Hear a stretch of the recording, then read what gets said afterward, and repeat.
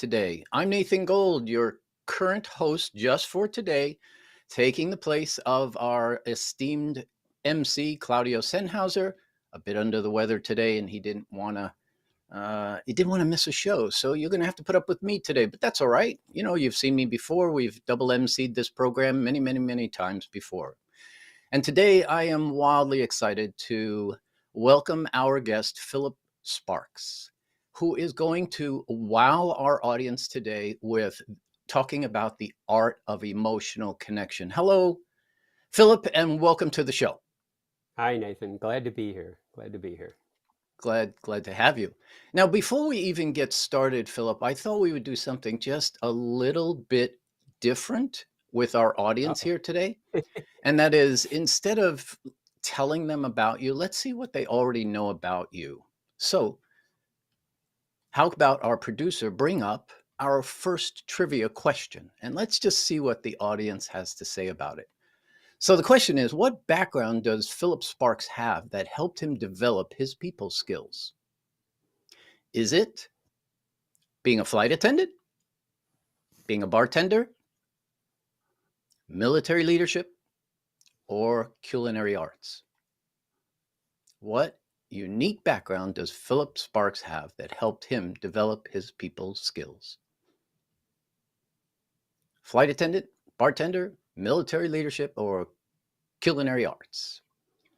We have one selection for military. We have another military. It looks like maybe some people might have looked you up, which is okay. I would do the same thing if I was going to attend a session like this. So let's see, what is the right answer? Military leadership. Amazing. So as you can see, many of the people online with us already, Phillip already looked you up.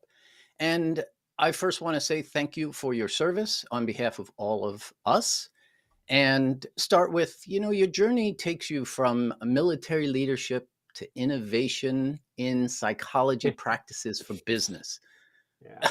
Wow. Can you just share a bit more about you and your journey so the audience knows a little bit about who they're hearing from today? Yeah, I think the journey starts when I was young. So I was the youngest of a large family, so 10 kids with seven sisters. And as a large family, you get a lot of human dynamics that are going back and forth Mm, and little clicks. So you're living in these little clicks and emotional, and not that we learn how to manipulate, but you do learn how you start to get some people on your side and some people not on your side. So this is embedded very early in my life, and then you go forward through the school into, I got an ROTC scholarship for the military and became battalion commander, which I had about I think 103 cadets that I had to work with. And then mm, in the military, what's unique really about the US military and being an officer in the military is you're thrown into a leadership position. I was 25 at the time, 47 people that I had to manage, and not just to do certain tasks, but my job was to get them to climb up and build 80-foot towers that we would put mm. satellite systems on and line of sight. And we had to do this for 30 days at a time, which means they had to be away from their family. If it was raining or snowing or ice, it became dangerous. And we had about $20 million worth of equipment. So you had this fear of, you have a financial responsibility, not so much that we have in the corporate world today, but more of it's a lot of equipment, but it was a more focus on people, Mm. and not only the individual, but their family life as well. And I think that's one of the key, when you talk about, what's the unique aspect is when you are in the military, you are worried about the family life. Because if they bring stress into the family, or if they're worrying about the family, then somebody can make a mistake and lives are at risk. In the corporate world, unfortunately, we don't have that, but I'm trying to change that. Mm. And how are you trying to change that? By coming up with a concept that I have is safer love, right? When we look at team dynamics and why teams function in a productivity type of mode is you have to have psychological safety. And Google did a study about the same time I was working with about 400 teams a year in the business school that said the number one aspect of a productive team environment is psychological safety, right? Mm. So the safer is psychological safer. And we know the reasons people are not safe: stress, anxiety, fear, expectation, and reconciliation. So they haven't been able to reconcile. And I Mm. saw this as I was doing it in the business school because I had to run them through capstone simulations of teams coming together and running a business for 2 years. And you see how different dynamics get involved. And what I started to realize is, when you don't have a safe environment, when you're expecting somebody to be different than who they are, and you put and project these expectations on them, they stop. They're what we call the blockers, right? A fear, a guilt, a shame, a grief, lie, or an illusion. And these are when you see anybody who's not going forward. And from a hypnotherapist perspective, I can always go back and say, are you afraid of something? Are you feeling guilty about something? Do you feel ashamed about something? And that's where I'm going to start to find out what's blocking an individual and then what's blocking a team. Because if you can free that up and you can allow that person to emotionally engage again, now you can get the human creativity and really go into, wow, I have a safe environment that I can be who I want to be with, right? And Mm. that's where the safer comes. And then the love is just the process. It's really the goal is have love, but it's LUVE. So listen beyond the words, because most of our communication isn't the wording. It's 95% is nonverbal, right? Mm. Understand that who I am and who you are totally different people. And if we just take a simple disc profile or a big five profile, if I'm a director and you're a relator, you and I aren't going to talk a lot together because I'm going to be very focused. I want short, quick answers. You're going to say, hey, let's go have a coffee. Let's do this. I'm going, I don't have 30 minutes. Give it to me now. So you have this communication change, right? So in order Mhm. for me to connect, I had to realize first, relax me so I'm not stressed, so I can exit out of who I am and actually engage with the other person. Because the disc can also be called what we say the golden rule is do unto others the way you want to be done unto. The Mhm. platinum rule says do unto others the way they need to be done unto. So it's really treating the other people. And platinum, you can say, is more worth than gold, but it really helps because it's not about us. It's about the other person. And anytime you hear somebody, you don't understand me, they're right. You don't understand them. And you need to speak the language that they understand. And part of that understanding is we have love languages. So there's 5 actual love languages that we can do. And it's not about, I love you and I want a romantic love. These are Mm. very basic things of I have a love language of I want words of affirmation. And if you give me words of affirmation, I will say, man, you really understand me. You're giving me what I want. Or it can be physical touch, right? Give me a massage, holding my hand, patting me on the back, but it's a physical connection of some sort. Mm. A Mm. third can be a gift giving. Mm. And you say, okay, well, he gave me a gift. And, if you give somebody a gift, it has to have a meaning behind it. Because I can give somebody a box and it's a, $100,000 gift. If there's no meaning behind it, they don't really care. It's just an object, right? So it's like, oh, I went out of my way to get it and put it in there. Okay. And then we have acts of service, right? So if you ever have been in a relationship and you say, how come you don't pick up your socks? How come you don't clean the dishes? Why don't you do something around the house? These are acts of service that, if you do it, for some people, that's like speaking their real language. And to Mhm. put this into an equivalent of My wife right now is speaks Russian and Polish and German, Mm, does not speak English. I do not speak Russian. So when we first start going out, she goes, I don't think this is going to work. We don't speak the same language. I go, it doesn't matter. I speak the five love languages.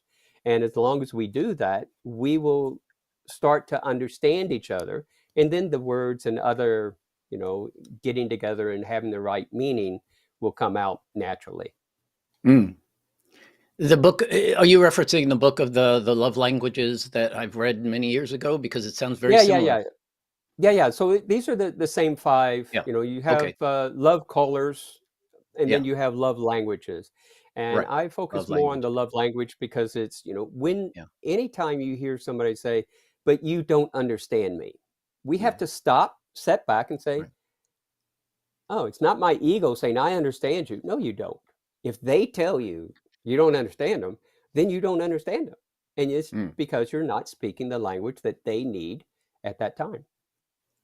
So what's the trick then, Philip, to finding out what the love language is of the person you're trying to build a relationship with? 2 minutes. You ask them Huh? three Oh, questions. 2 minutes. You ask them three questions. And I do this, people keep challenging me. Well, you can't actually understand that. So we'll go to a bar, or I was at a bar one time and I say, look, you can pick anybody. So we right. picked a waitress and said, okay, I'm going to ask you three questions, and you just say, would you rather your boyfriend give you a back rub or picks up his socks? So you get this Okay. comparison of what they want. And Mm, then they'll answer, would you rather your boyfriend takes out the trash or tells you how good you're doing at work, right? So the words mm, of affirmation, right? And then you come up and say, would you rather your the fifth one is quality time. Would you rather spend 15 minutes with your boyfriend having a good deep conversation without your telephone, or would you rather have a 30-minute massage from him? And based upon these answers, you know what they're going to gravitate toward in terms of their love language. So you just start speaking that love language, mm-hmm. Mm-hmm. and Beautiful. it's very simple Yeah. and very effective. And you just have to structure these so that the comparisons, you're doing three comparisons that include all five. Right. And they'll And tell you, people will tell you. this of course works in business. So I feel like what you've just shared with the audience gives It them is. an unfair advantage in helping people perform their best by giving. If my love language is recognition and you try to give me a gift, it's not going to mean anything. It But if you won't come mean to me and say, anything to me. "Wow, that was I, I don't know, you just blew my socks off," I feel more validated than if you give me a little token of appreciation for coming there to speak. Right. Absolutely. And it's sort of like, if you think of us as a uh, electronic being, right? And if you say, I'm going to send a radio wave to you, but if my radio wave is tuned into physical touch and words of affirmation, you can send all the other radio signals you want, but I'm not tuned into it. So it's never going to reach me and I'm never going to respond to it. Mm, So the biggest thing is to realize, okay, everybody has all of their receptors, and we have the eyes, we have the ears, nose. These are senses that we know from a physical, but we also have these radio signals, these sensors of understanding and of love. And that's what we need to step back and say, hey, there's other sensors that people have, and not mm, what I want to broadcast out, because my love language is going to broadcast out naturally. But I have to stop and say, they're not receiving my message. mm. So let me stop and realize, what do I need to do to tune in my frequency, my message to them that they will understand? Incredible. Let's go to one of the comments that came in from Cal or Call, because they wanted you to repeat the second part of treat others as you would like to be treated. Could you say that one more time, please?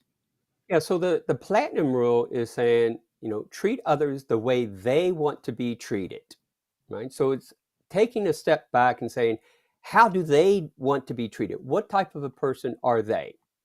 And by doing that, you're stopping and saying, I need to present it in a different way. And how do I need to present that? And this is where the art, and this is where I think, like Chat GPT and things are going to help us, is we can ask Chat GPT, you know, present this story in a format that would be understood by a director or would be understood by somebody with a love language of affirmation or somebody who would have a Myers-Briggs profile of that.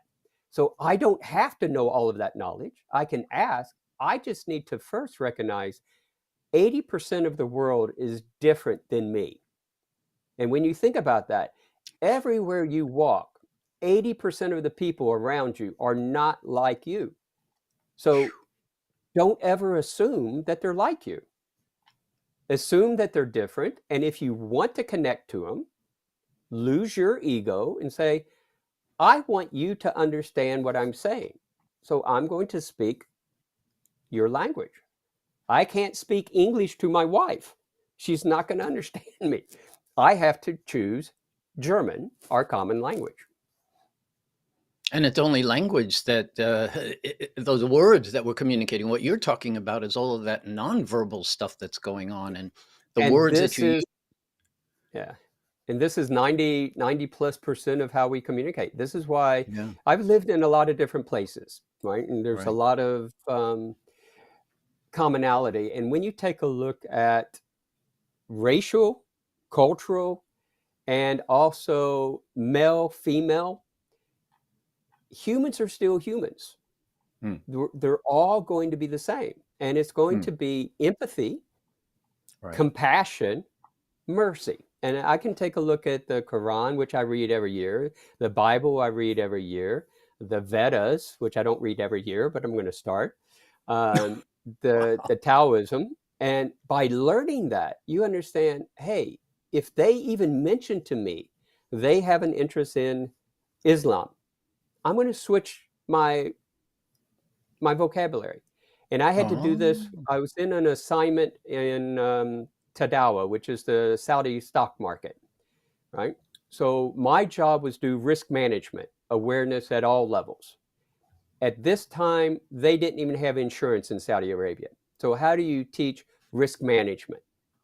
And I'm going, mm, okay, I'm at a loss. I can't take the conventional. I can't take psychological because you have no reference for it. So I right. went through the Quran and went through some of the hadiths and said, look, it has this one hadith that says, Prophet Muhammad says, tie up your camel and then believe in God. And when you put that into a risk perspective, it's not say, hey, I believe in God. I believe everything is going to be hunky dory and fine. It says, no, no, no. You have to take action. It's up to you to also protect your asset, your camel. And if you don't Mm, take control and you don't put that risk management of tying him up, you're going to lose that camel. So we did a complete cultural shift to teach risk mm, management based mm, upon that cultural so they could understand it because they right. did not want to hear a blonde haired blue eye guy coming in and saying what the military does for risk and what NATO does and what Germany does. They said we don't understand. It's like, okay, you're going to lose your camel if you don't go tie it up. So how do we get your people to go tie up a camel? And then they start to give me all kinds of ways of doing it. Hmm. The metaphors in life that are so meaningful, right? So meaningful and so Yeah. powerful. Well, folks, I think we should go to a trivia question. What do you think? Let's see what we can do here. Let's see if we can trip up some of the people online with us. So the question is, Philip Sparks is known for his work in which field besides Ooh, entrepreneurship? Is this it might be tough. literature? Is it psychology? Is it architecture or music composition? So Philip Sparks is known for his work in which field besides entrepreneurship? This is, I think, almost easy based on what we've talked about, but is it literature, psychology, architecture, or music competition? Let's see. Take a moment for people to come in with their answers. Oh, maybe they're Googling you or something. B, B. D. Oh, we have a music composition. That's an interesting one. We'll have to get out to you, Cal, and see where you came for that. Interesting. Any others coming in? Just a few more. All right. Well, I think we have enough of our answers, and the answer is psychology.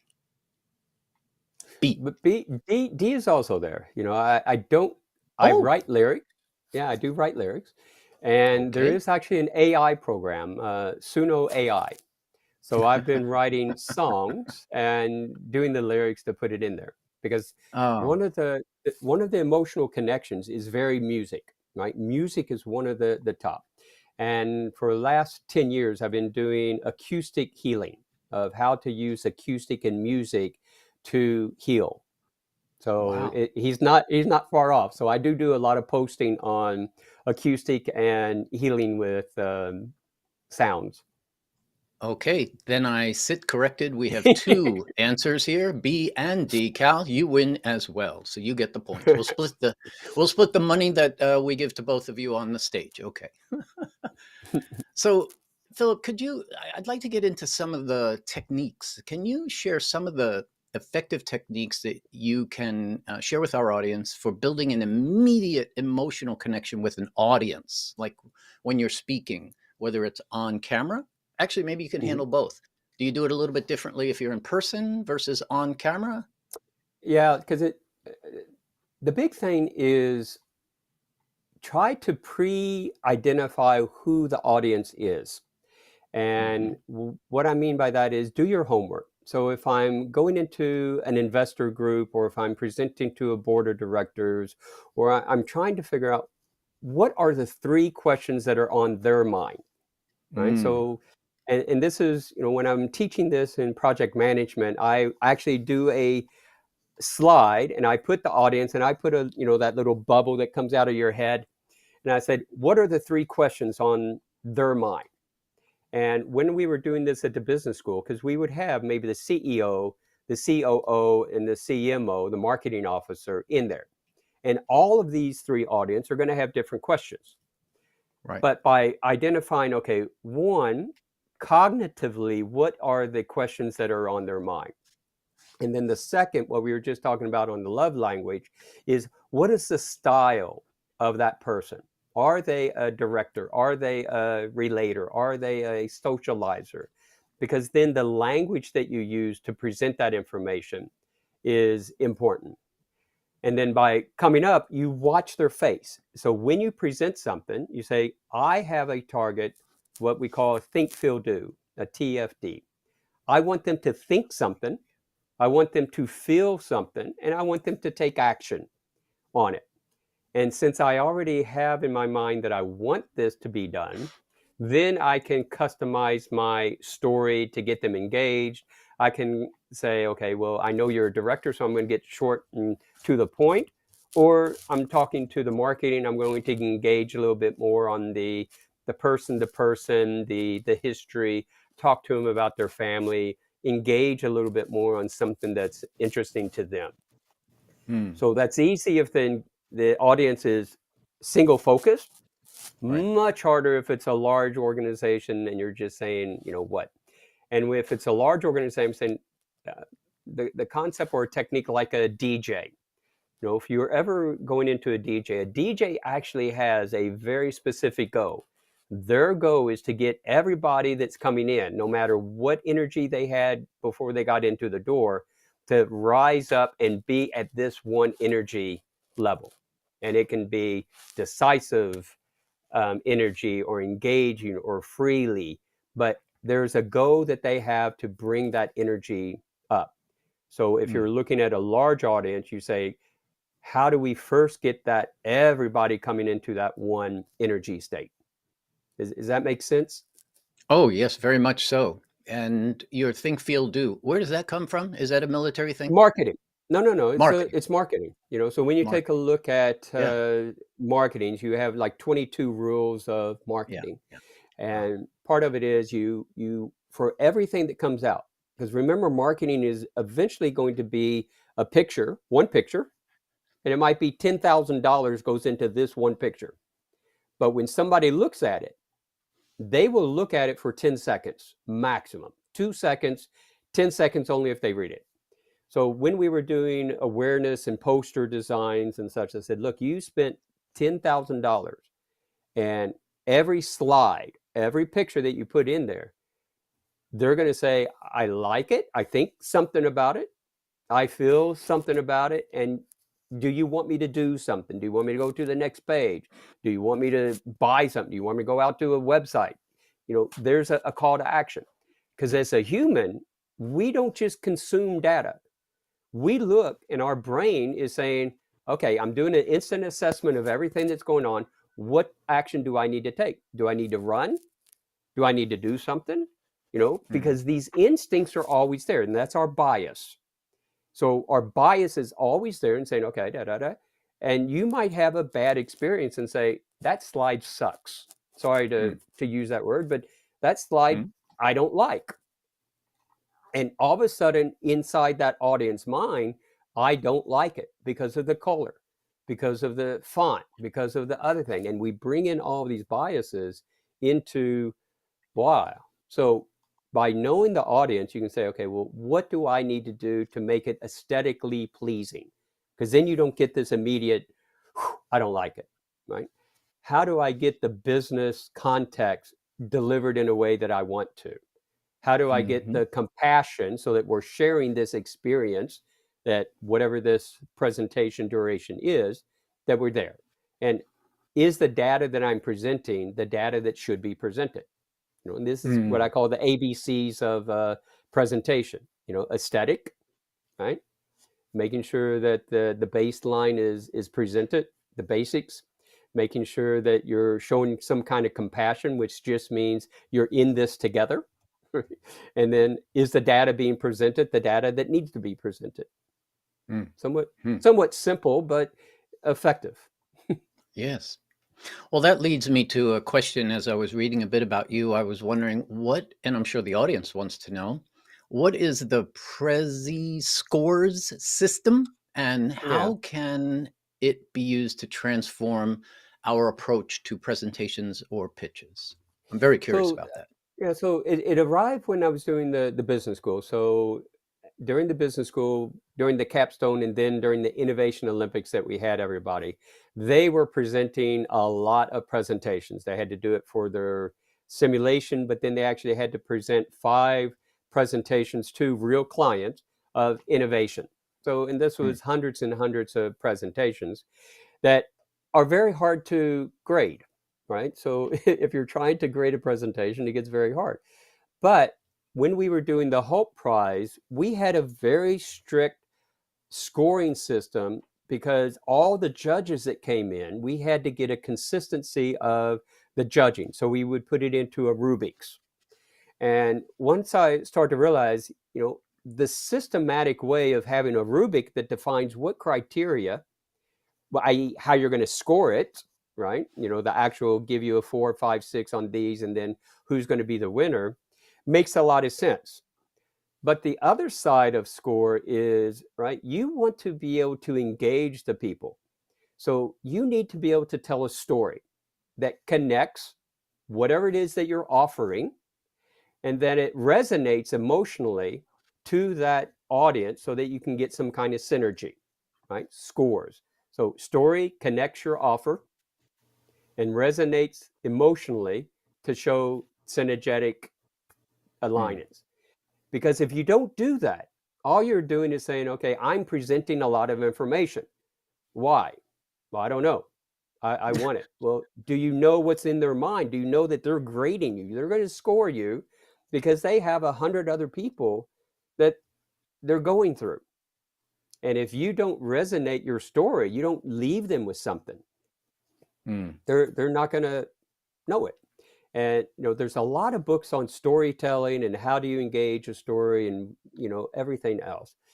But you got to realize the story is the human's longest way of passing down information. It's how the Quran was all a story. The Bible started Mm. out with a story. Beowulf, Mm. and if you've gone to the American system, you had to memorize long, long, Mhm. long things. And if it's a story, you put it, because our mind can create environments. And every time we say something, it's going to create an environment in our mind based upon our experience.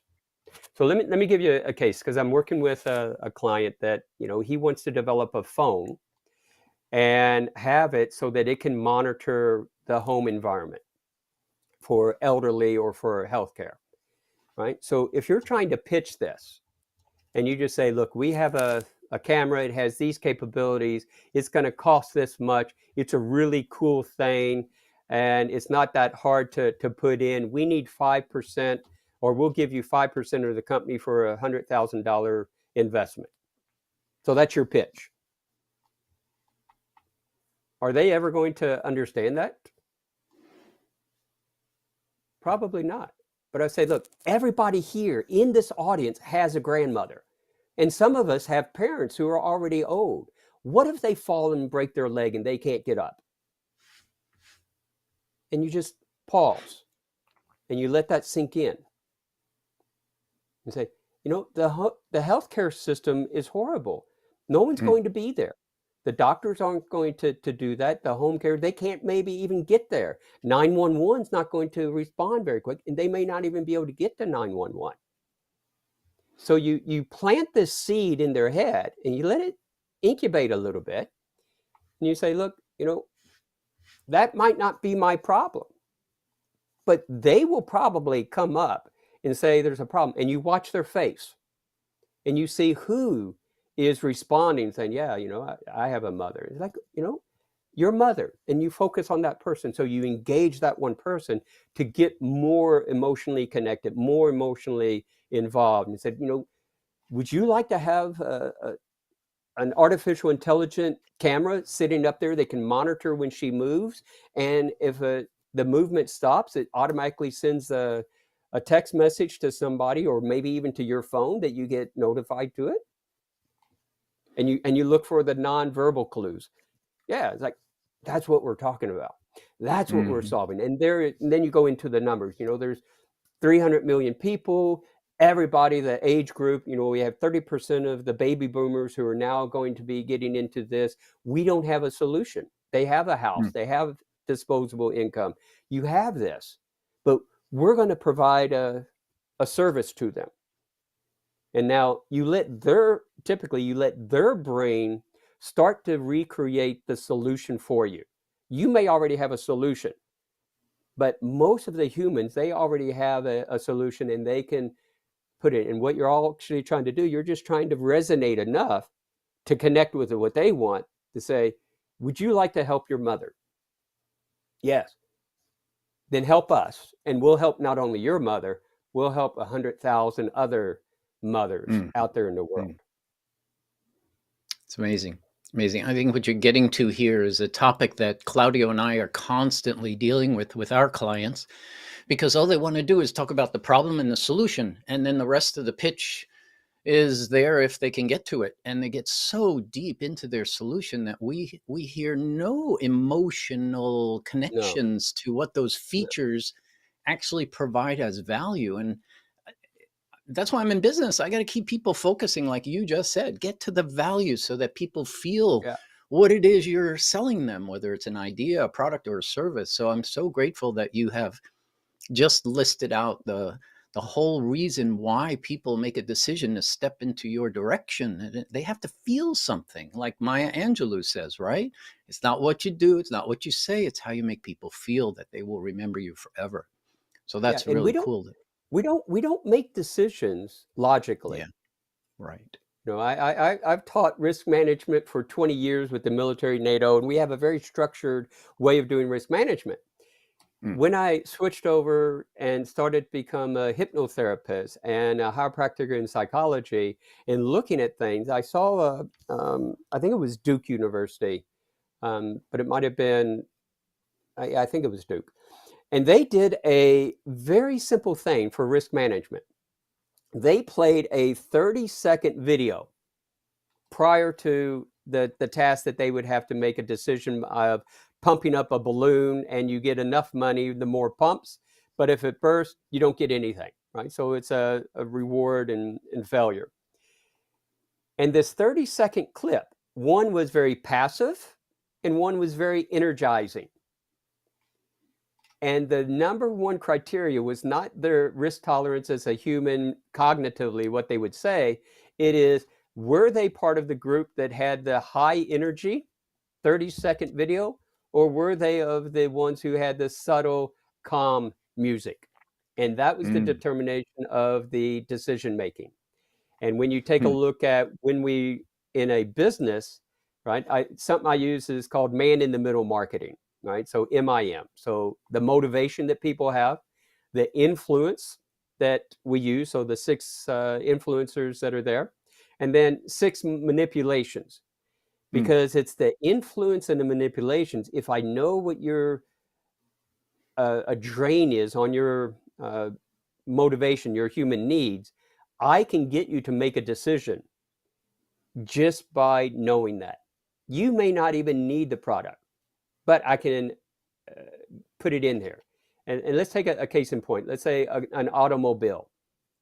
The six human needs that we have are, certainty, variety, significance, love, connection, growth, and contribution. And we have these little equilibriums of 1 to 10 that would be who I am, right? So I might be a 4 on certainty, but I'm a very high on variety. I might be a 9 on variety. I like to go out there and be challenging and do something different. Significant, I might only be a 5. But as you go through, you get these, and that's me. That's my equilibrium. If somebody wanted to sell me something like a car, and they go, "Oh, Philip, look at that. We have the BMW, the 8 Series. It is so, man, everybody's going to love you, and everybody's going to be impressed that you're driving it." Well, they forget my significance is only about a 4 or 5. I don't care about that. If you go back into my certainty and you say, "Hey, we got a Volvo, and look, it's the most safe car out there." Okay, well, I got a family. I want to be certainty that my family, hey, that's great. That's what I want. So we do this in the marketing by playing on the human needs and then say, "Hey, you only have 24 hours to decide. In the next 10 minutes, it's going to be done. There's only 5 of them." And you get into the principles of scarcity and authority, and the influencers that say, "Okay, I need you to make a decision now." Well, how am I going to do that? I find out what you need. I find out how you're going to be influenced, and if you're not there, I'm going to manipulate you. You know, Unfortunately, when I told marketers this, they go, "Oh no, we don't manipulate." I go, "Then I'm not going to hire you." No, seriously, then I'm not going to hire you, because Right. you're going to have to manipulate people to get them to buy things that they don't really need. Sorry, Mm. not good Yeah. or bad, but that's why you're there. Exactly. Exactly. Exactly. That's why you need to know your customers well. And the Right. easiest, like I did a program, innovation and empathy design for startups.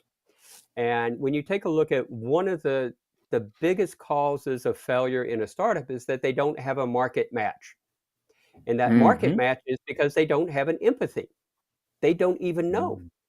And this book, and I can't remember the author, but this book and called Empathy, she dressed up as an elderly person, and she constrained her shoulder, and she constrained her arthritis and her legs to pretend and feel how an elderly is going to try to interact. And you get the emotional pain, and you get that. That is empathy design. And you can Mm. then design something that eliminates that pain, those symptoms. And you Mm. you can't cognitively do that. You have to somehow really put yourself into that mindset physically as well as emotionally to feel it. And yeah, as you said, startups, yeah, they don't do that. They need to more, and maybe the ones that do it They are they the ones have that are to. They standing have out. to. Yeah. Yeah. Let's take a look at Yasha's comment where he says, "It's why writing content can be so hard. You need to write like your reader thinks and speaks." Can you comment on that, please? Yeah, Seems and amazing. I'm doing this. So my last year, I've been really focusing on personifying AI in GPT and giving GPT a perspective. And the great part is you can have 5 or 6 chat GPTs up there. And when we're doing an MVP, you sit there and say, look, my MVP is this particular client. They are directors, they're in this culture, they are Indian, they come from this background, they're Gen Z. Tell me, AI, what you know about that person. Okay, you build that persona and say, act when I give you this concept, act as if you are that mindset. And you do that 4 or 5 times. And Mm, then you give that same prompt out there and you see how are they coming back. Because it really has nothing to do with how you want to present it. It's how they are going to perceive it.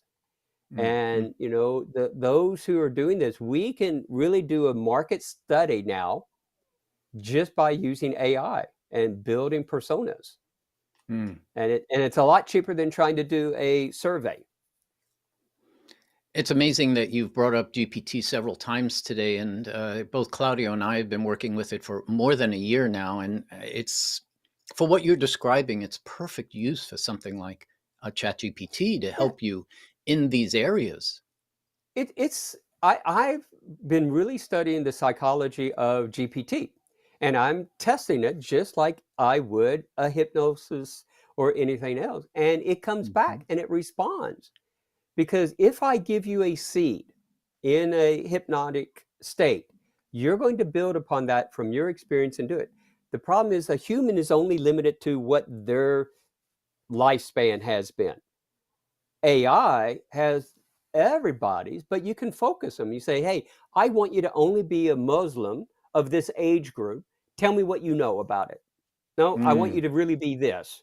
And you can sort of gauge it, but then you encapsulate it, the context, and say, only respond. And now we can use retrieval, put it into a document and say, you're this personality, don't leave this personality. And now you're getting a fairly 75% accurate that's how your target audience would. And you can say, okay, well, if I do this, what would I need? Well, I would need this, or I wouldn't resonate with it. And it becomes a game changer in mm. terms of, coming to a market with empathy. Um, yeah, much. And for 20 and for $20 a month, it's like having 2,500 You don't employees you on your don't even you staff. don't even need the 20. You You can don't? just do this with Okay. 3.5. Okay. There's so much hype in terms of what 4 is, Mm, but when you're taking a look at the psychology, it is just word order. You're just matching words. People are trying to use GPT-4 or others to get factual. The mm, human brain is not factual. We don't do response factual. This is somebody who says, I want factual. Why? If I'm dealing with somebody, you know what? I already assume 80% of everything that they say is not factual because it's only based upon what their experience is. To them, it's factual.